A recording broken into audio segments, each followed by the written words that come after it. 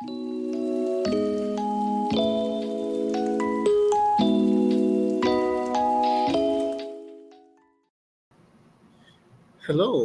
it's nice to see you again.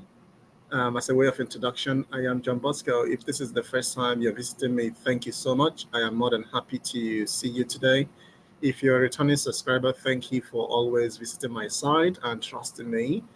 As always, if this is the first time, please don't fail to click the subscribe button right there so that you can always get new notification anytime I get or I release new content. Help me to share this, refer your friends, like, and comment so that together we would continue to scrum together. All right, with that said, today I will be sharing with you a little bit more information for people who don't know, and also especially people who are new to Scrum and Agile, and also for practicing Scrum Masters who don't have an idea of what is called communities of practice. Communities of practice is a really important aspect of a way for you as a Scrum Master or as an Agile coach or as a Scrum practitioner to improve.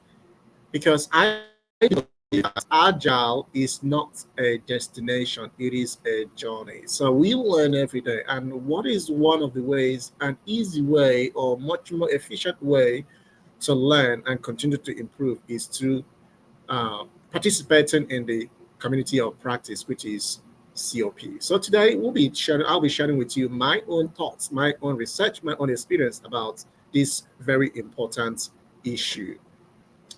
With that said, I'm going to pull up my screen and together we will share this information.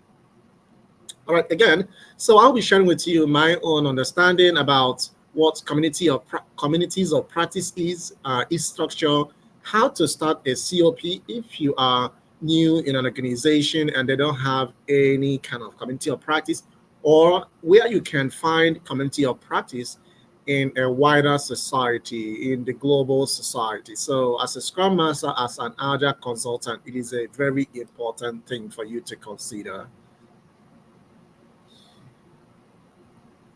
All right, so I had this quote. I came across this quote reading John C. Maxwell, The Leadership Code, where John C. Maxwell shared a very important concept. I think that would help us to kickstart my own idea about why it is important for you to identify with a community of practice. In the text, Maxwell is a leadership consultant. He is a writer, an author, a speaker, a very widely sought out speaker. So if you don't know about John C. Maxwell, I would encourage you to research a little bit more about his background and some or even most of his papers and books. He said, quote, "A wise person learns from his mistakes. A wiser one learns from others' mistakes, but the wisest person of all learns from others' success." So, in order for you to think about how you can keep improving faster, I think one of the ways is to identify with a community of practice. So, you might be asking yourself, what is really a community of practice, COP? Um, I will be taking my own stand from Etienne Wenger, who I would say coined this phrase, communities of practice, in the book he titled Communities of Practice, Learning, Meaning, and Identity. Wenger specifically and very much coincidentally gave an idea of what COP is from a psychological perspective, from a humanistic perspective. But what is more important is what is this COP about? For him, communities of practice are groups of people who share a concern or a passion for something they do and learn how to do it better as they interact regularly. I mean, if you look at these quotation, you will see that there are key words or phrases that kind of stand out from the quotation or from the definition, right? Or from the meaning of what a COP is. The first is professional networking. Professional networking, for example, we have LinkedIn. The reason most people are on LinkedIn is not just to um, showcase or to identify that you are looking for a job or searching for a job or job hunting, but at the same time, you want to network with other like-minded personalities out there so that you guys can share knowledge, stories, and experience. So COP gives us the opportunity, it gives people the opportunity to connect professionally.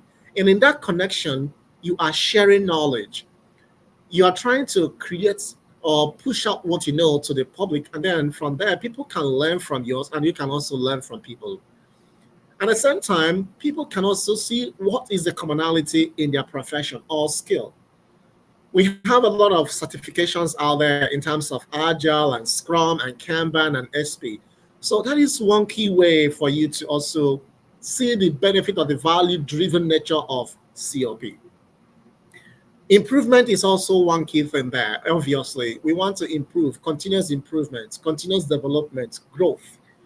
Whenever nobody can say he or she knows everything about Scrum and Agile and other Agile frameworks, we are always learning every day, right?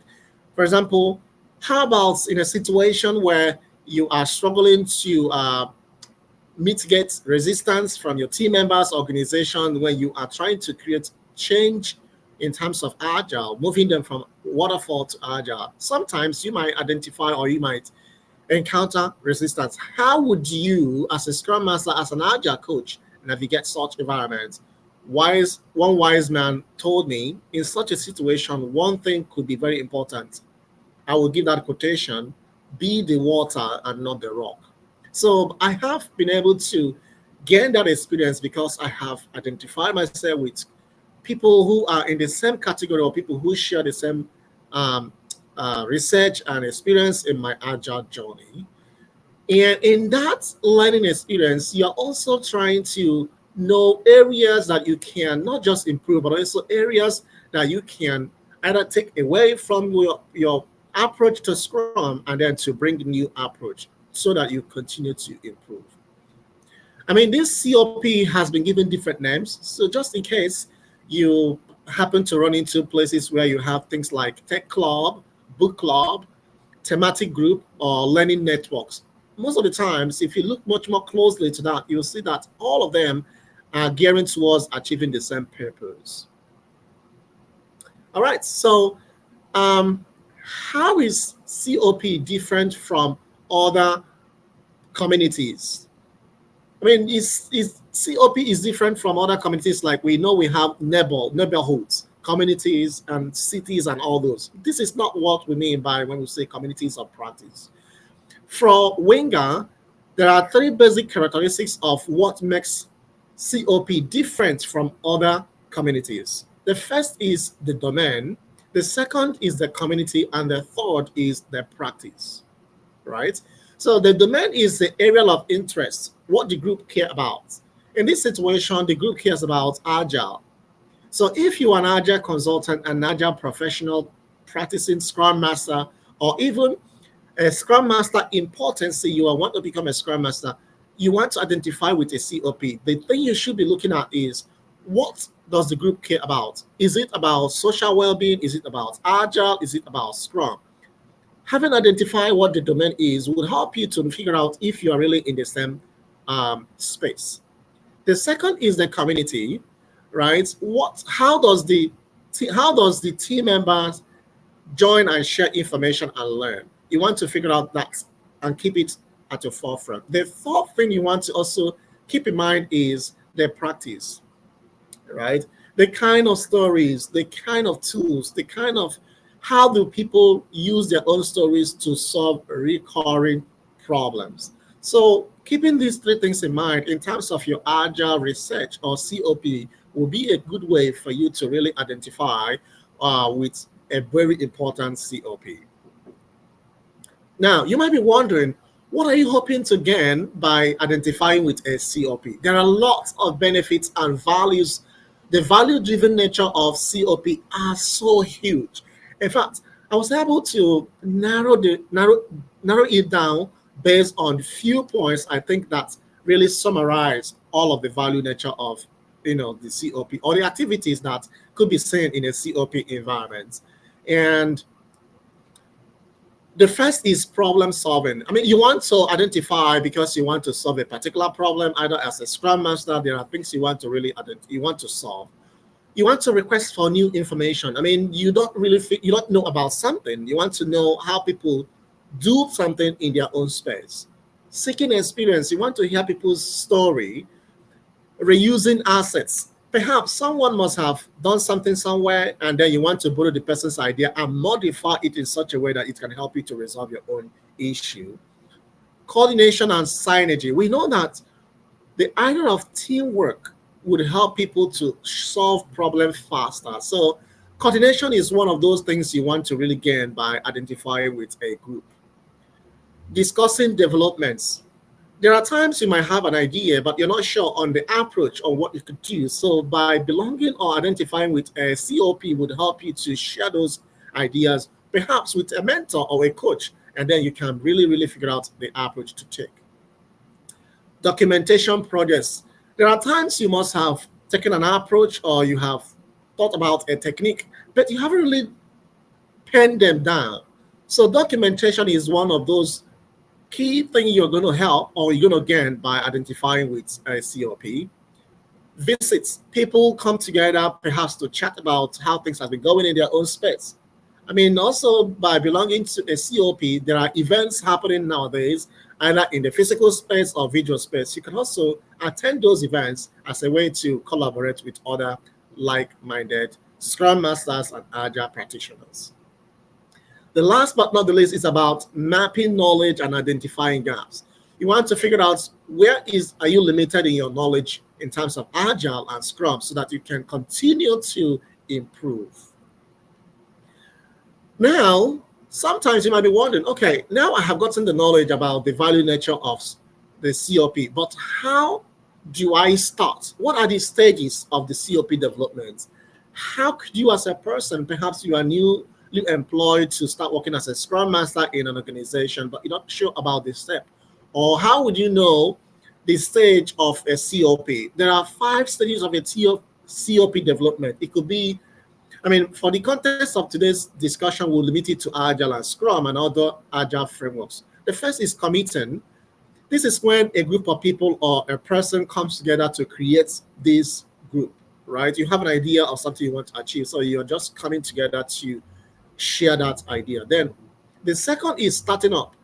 This is when the purpose of that is established so that members can really identify and well know if they are very much comfortable with that idea. The fourth is operating. This is when those ideas are having really kick-started. This is when the members of the COP can really say, okay, we can share our roles, we know what to do at this point in time. The fourth is winding down. At this point, people are beginning to realize that the value of why this has been established is being achieved, right? We're still at that stage where we can say, okay, we are getting closer to the final stage where we can say, okay, either people can dismiss, exit, or still regroup again to start the same process. Right, so you might be wondering, okay, now that I have shared with you the COP, what COP is, you might be asking, how do I know, how could I find a COP near to me, or perhaps in a global village or anywhere? Well, there are tons and tons of COP in the global space. In the course of my research, I was able to find out there are lots of them in different, geographical locations, either in Africa, in Asia, in North America, in Australia. I mean, no matter where you are, there must be an Agile or Scrum COP around you for you to identify with, right? So in the US, there are tons of them, as you have on the screen. But if you want to really, really, really see the other remaining COPs around, I would encourage you to visit www.scrum.org, community meetings //scrum.org. I mean, this is, as you have on the screen, if you have to go and type scrum.org/community meetups. You can be able to see all of those communities of practice, especially for Agile and other Agile frameworks. I would love to wrap up today's content by trying to share with you this really wonderful book that talked about communities of practice. This book is titled, again, I mentioned about it at the early start of today's conversation, The Communities of Practice, Learning, Meaning, and Identity by Etienne Wenger. If you happen to see this book, I guess there are copies of the book on Amazon. It is really a wonder book. I would encourage people to go grab your copy so that you can really understand how you can improve either as a Scrum Master or as an Agile practitioner or whatever it is that you are getting into that will help you to continue to grow and improve. Thank you so much for being patient with me and for coming along today. Again, I might not have covered everything that has to do with COP in terms of Agile and Scrum. I would encourage you to also share your thoughts with me on the comment section. Again, the COP does not limit to Agile or Scrum. Even as a developer, as a service delivery guy, or as a chef, there are tons and tons of COPs around for you to gain knowledge from. Don't just limit yourself in terms of what you do in your physical space. Don't just limit yourself in terms of what you know. There are ways you can improvise. There are techniques you can gain by identifying yourself with other COPs within your physical space or within the visual space. Again, if you're not sure where to find information, you can also email me. As you have on the screen, you have my email address, or you can connect with me on my Instagram, or you can visit my website, www.ineedscrummaster.com, and together we can form this COP. Thank you so much. I appreciate your time, and I hope that I'll see you again next time. In the meantime, bye for now.